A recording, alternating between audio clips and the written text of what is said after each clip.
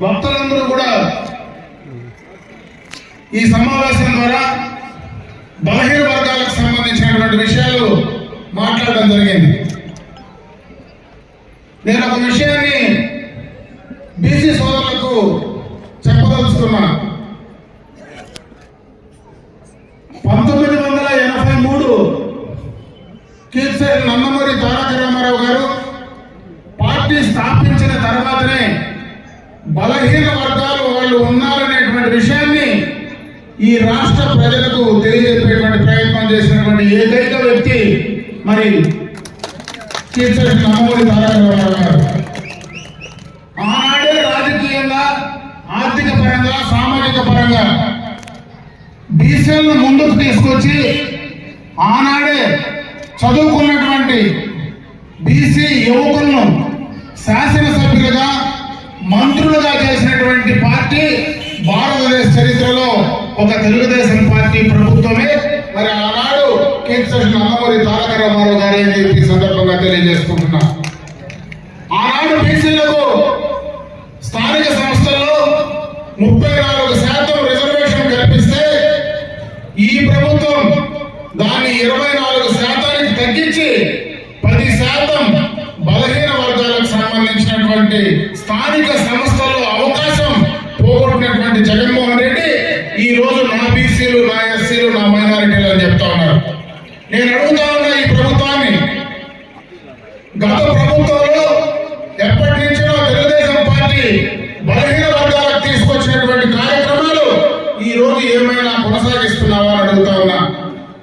నేను బటన్ నొక్కుతానని చెప్పేటువంటి కార్యక్రమాన్ని తప్పించి ఈ రోజు బీసీలకు సంబంధించి కార్పొరేషన్లు కానీ, ఫెడరేషన్లు కానీ నామమాత్రంగా పెట్టావు కానీ, కులాలను డివిజన్ చేసావు కానీ దానికి ఒక్క రూపాయైనా నిధులు ఇచ్చావా జగన్మోహన్ రెడ్డిని అడుగుతా ఉన్నా.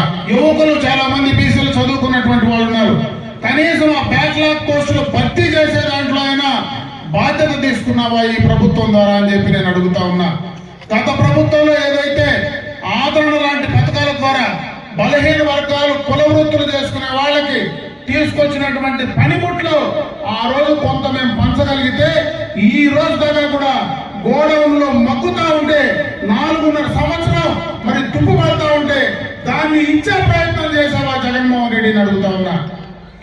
గతంలో బీసీలు పేదవాళ్ళు బయట చదువులు చదువుకోవాలంటే విదేశీ విద్యను పథకాన్ని తీసుకొస్తే దానికి సంబంధించి ఈ రోజు ఒక్క రూపాయి నిధులు కానీ, ఈ రోజు బీసీలను బయట దేశాల్లో చదువుకునేటువంటి అవకాశాన్ని పోగొట్టింది జగన్మోహన్ రెడ్డి. అవునా కాదా అని అడుగుతా ఉన్నా.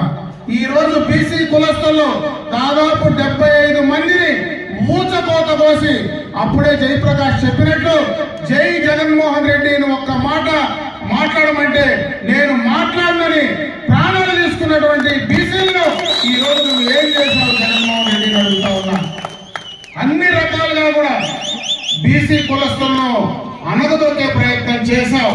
అందుకే నేను చెప్తా ఉన్నాం, రేపు మళ్ళా తెలుగుదేశం ప్రభుత్వం అధికారంలోకి వచ్చిన తర్వాత నువ్వు ఏ రకంగా బీసీ కులాన్ని అనగదొక్కావో వీళ్ళకు ఒక ప్రత్యేకమైనటువంటి చట్టాన్ని తీసుకొచ్చి ఆ బీసీ కులస్తులకు మరి ఈరోజు రక్షణ కల్పించేటువంటి చట్టాన్ని రేపు మేము తీసుకొస్తున్నాం. దానికి సమాధానంగా అని చెప్పి ఈ సందర్భంగా నేను చెప్పే ప్రయత్నం చేస్తాను. బలహీన వర్గాల కోసం కార్యక్రమాలు చేస్తా ఉన్నాం. ఈ రోజు యువకులకు కానీ మరి అదే విధంగా గతంలో రాజకీయ పరంగా, ఆర్థిక పరంగా ఎన్నో చేశాం. రేపు మళ్ళా ప్రభుత్వం అధికారంలోకి వస్తే ఈ తెలుగుదేశం పార్టీకి వెన్నెముకలాగా ఉండేటువంటి బీసీ కులాన్ని కంటికి రెప్పగా కాపాడుకునేది మాత్రం తెలుగుదేశం పార్టీ ప్రభుత్వమే, తెలుగుదేశం పార్టీ అని చెప్పి సందర్భంగా తెలియజేసుకుంటున్నా. అదే కాకుండా రేపు జనసేన తెలుగుదేశం ప్రభుత్వం అధికారంలోకి వచ్చిన తర్వాత రాజకీయ పరంగా ఏదైతే అధికారాన్ని బలహీన వర్గాలతో కలిసి పంచుకోబోయేది కూడా తెలుగుదేశం ప్రభుత్వం అని చెప్పి సందర్భంగా తెలియజేసుకుంటున్నా. ఈ నియోజకవర్గ బీసీ కులాలకు మీ బాధ్యుడుగా, మీ నియోజకవర్గ ఇన్ఛార్జిగా ఈ రోజు నేను మీకు మాట చెప్పదలిచా. రేపు అధికారంలోకి వచ్చిన తర్వాత అధికారాన్ని ఖచ్చితంగా బలహీన వర్గాలకు పంచేటువంటి బాధ్యత నేను తీసుకుంటానని చెప్పి ఈ సందర్భంగా కూడా నేను మీకు మాటిస్తా ఉన్నా. ఇవే కాదు, రేపు మిమ్మల్ని కంటికి రెప్పలా కాపాడుకోవడానికి అన్ని రకాలుగా కూడా తెలుగుదేశం ప్రభుత్వం, అదే విధంగా తెలుగుదేశం పార్టీ, అదే విధంగా చంద్రబాబు నాయుడు గారి నాయకత్వంలో ఖచ్చితంగా ముందుండి పనిచేస్తాం. ఈ రోజు జగన్మోహన్ రెడ్డి నిన్న మొన్న కూడా చాలా మాటలు మాట్లాడుతూ ఉన్నాడు. ఈ రోజు నా ఎస్సీలు, నా బీసీలు, నా మైనారిటీలు అని మాట్లాడుతూ ఉన్నాడు. నువ్వు వాళ్ళకి ఏం చేశావు? ఈ రోజు ఎస్సీలను చూస్తే పూర్తిగా కూడా వాళ్ళకి శాసనసభ్యులుగా కింద నుంచి పైకి, పై నుంచి కిందకి ప్రమోషన్ ఇస్తా ఉన్నావు. బీసీలలో ఈ రోజు వాళ్ళ నియోజకవర్గం నుంచి పక్క నియోజకవర్గాలకు పొమ్మంటున్నావు. బీసీలకు ఈ రోజు వాళ్ళకు సీటు లేదని చెప్తా ఉన్నావు. నేను అడుగుతా ఉన్నా జగన్మోహన్ రెడ్డి, నువ్వు బీసీలకు చిత్తశుద్ధితో పనిచేసే పరిస్థితి ఈ రాష్ట్రంలో లేదు.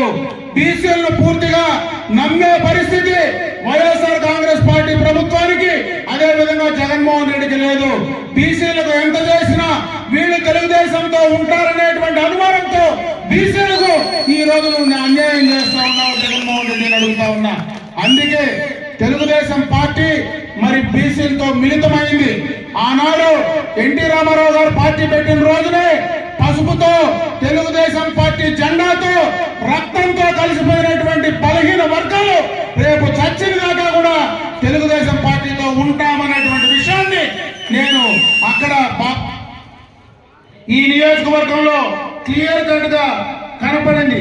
ఏదైతే బాలయ్య యాదవ్ క్లియర్ కట్ గా నేను చచ్చినా, నేను ఉన్నా, నువ్వు ఏం చేసినా నేను తెలుగుదేశం పార్టీతో ఉంటానని బాలయ్య యాదవ్ ఈ రాష్ట్ర బలహీన వర్గాలందరికీ కూడా మరి ఆయన చెప్పినటువంటి పరిస్థితి ఒకసారి గుర్తు చేస్తా ఉన్నా.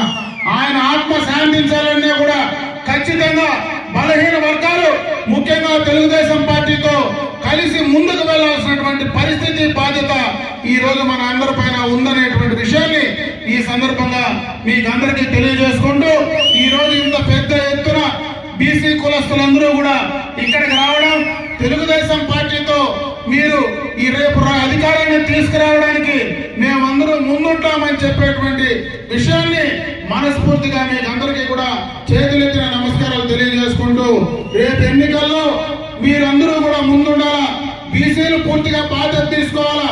ఖచ్చితంగా కూడా రేపు మీ ప్రాంతాల్లో, మీ పంచాయతీల్లో, మీ బూతుల్లో వన్ సైడ్ గా బీసీ కులస్తులందరూ కూడా తెలుగుదేశం పార్టీకి ఓటేసే విధంగా, ఓట్లు ఇచ్చే విధంగా మీరు బాధ్యత తీసుకొని పనిచేయమని చెప్పి నేను ఈ సందర్భంగా మిమ్మల్ని కోరుకుంటూ, రేపు మీ బాధ్యతను తెలుగుదేశం పార్టీ ఈ నియోజకవర్గంలో నేను బాధ్యత తీసుకుంటానని చెప్పి మరొకసారి మీ అందరికీ కూడా తెలియజేసుకుంటూ, ఈ రోజు ఈ కార్యక్రమంలో అవకాశం కల్పించినటువంటి బీసీ కులస్తులందరికీ కూడా మనస్ఫూర్తిగా నా హృదయపూర్వక ధన్యవాదాలు తెలియజేసుకుంటూ సెలవు తీసుకుంటున్నా. జై హింద్, జై తెలుగుదేశం, జై జనసేన.